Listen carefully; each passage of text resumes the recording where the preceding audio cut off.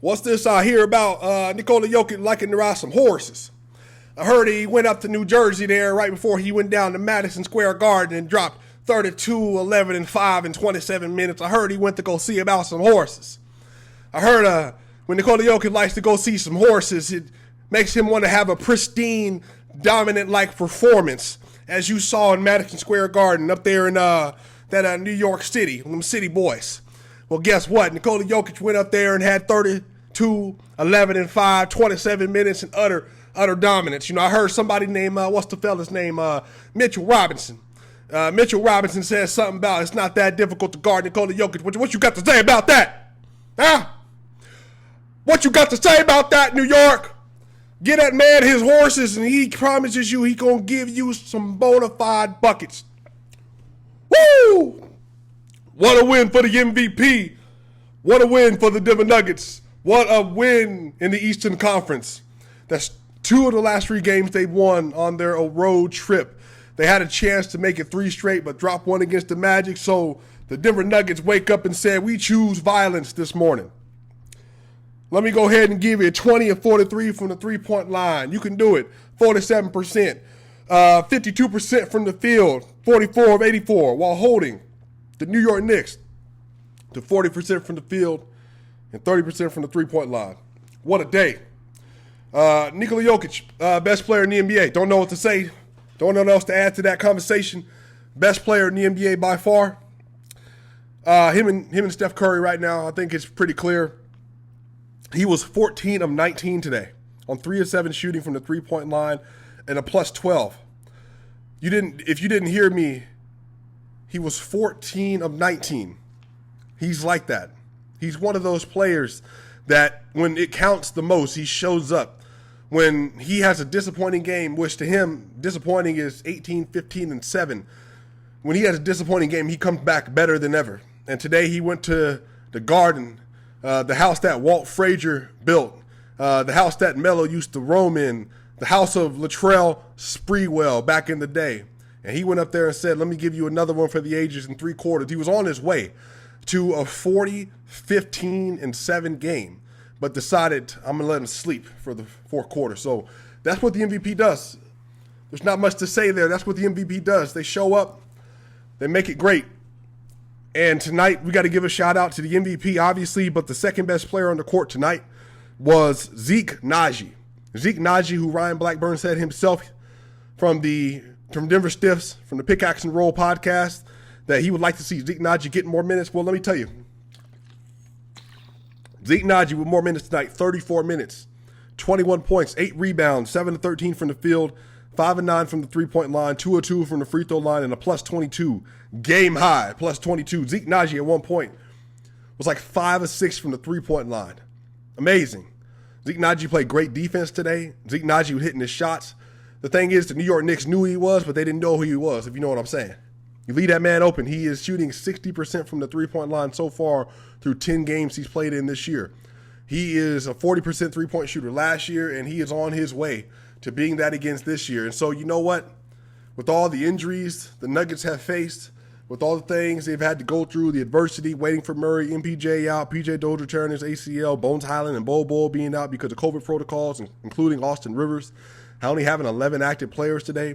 Devon Reed having to come up and get some minutes today. He came and showed that if you give me an opportunity, I can take advantage of it, and he did it. So way to go, Zeke Nnaji. Shout out to Zeke Nnaji. Great game. Will Barton tonight, 13, 6, and 6 on 5 of 13, 3 of 9 from the three-point line. He was a plus 6 tonight. Had some really good moments today.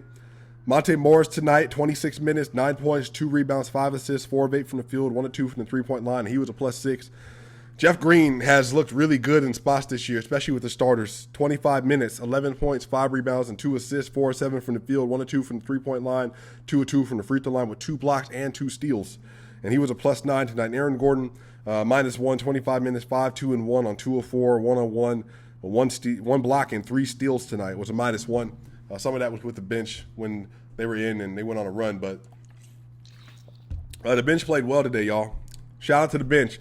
We just talked about Zeke Nnaji. Facundo Campazzo tonight, 27 minutes, 8 points, 3 rebounds, 4 assists, 3 of 8 from the field, 2 of 4 from the three-point line.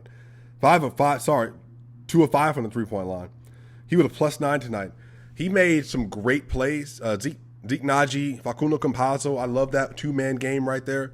I think it gives them a unique opportunity to see them space the floor. Also gives them a bit of a role threat. Zeke Nnaji is not a powerful player, but he has athletic ability. He gets to the basket. He can get there strong enough and get up high enough to make it a threat. But again, his real thing is that he can space the floor from the mid-range and from the three-point line. So having somebody like that with Facundo Campazzo is really important. And the fact that Facu is playing as well as he is, with how terrible he was to start the season, is big time. So really, really glad to see Facu playing well. The Denver Nuggets needed that in the worst way, especially with them dealing with all the injuries they have at guard and needing somebody to be able to hit threes. And so Facu is shooting like 38% from three so far this season, which, again, it makes up for a lot, especially, and we talked about this all the time on the channel, but, you know, if you're not going to be the kind of player that can play stifling defense all the time because of lack of size or anything like that, then you have to be a scorer at times. And so if he can be a perimeter threat, it's good news.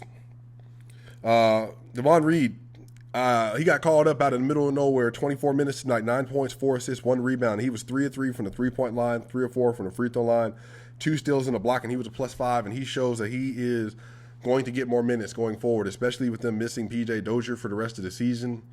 He came in and made some really good plays. He looked really good on defense, really switchable, has a lot of athletic ability, was getting to the basket, decent ball handler, but again, he hit his shots. And again, on that, when they were doing pick and roll defense, he's playing on the ball. He has some really solid rotations today. So I expect him to get some more minutes, and that's big time. You know, that you can call up somebody from the G League and then they can come in and give you quality minutes like that. That's big. That was huge. So I'm glad to see him do it. Glad to see him play so well. JaMychal Green tonight, 18 minutes, 5 points, 3 rebounds, 3 assists, 2 of 6 from the field, 1 of 5 from the three-point line. Still not shooting well, but 2 blocks and a steal, and he was a +8. You know, he looked a lot better today.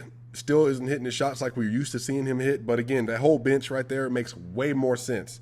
Honestly, Zeke Nnaji, Facundo Campazzo, Davon Reed, JaMychal Green, and then you slide Bones Hyland in there, makes way more sense with Zeke Nnaji's inclusion without having Jeff Green in there. Because Jeff Green seems to play better as a wing than he does as a postman right now. And then also on top of that, as a cutter, as a defender. He gave Julius Randle some issues, man. Julius Randle, you know, third team All-NBA last year, 35 minutes at 24, 7, and 8, 9 of 18, 2 of 7, 4 of 5, and he was a -2. The Knicks starters, everyone was in the minus, -4, -2, -10, -17, and -4. And then the bench, well, they were all in a minus except for Obi Toppin. So the Nuggets played really good defense. They won 113-99, yet another Munder. The Knicks are not a great scoring team anyway, and this is, I said this on Twitter, but this is the third straight game. It might even be longer, but the third straight game that the Nuggets have been up by at least 20 points at some point in the game, which again signifies, man, the Eastern Conference is just different. Like it's not built the same way. Whenever the Nuggets face an Eastern Conference team, I mean, even last year, you know, against the Nets, they were up 20 points at one point. They lost, but the Denver Nuggets just have the Western Conference is just a better basketball conference. I mean, even last year when Joel Embiid didn't play and the 76ers came to the Nuggets home and they watched them.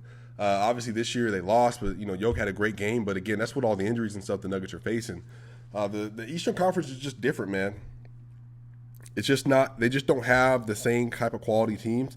Now the Denver Nuggets are in the 7th place, and they are 1 game back from a 4th seed, which, again, just shows you how crazy this year has been to start and why I'm not panicking about what the Nuggets are doing right now.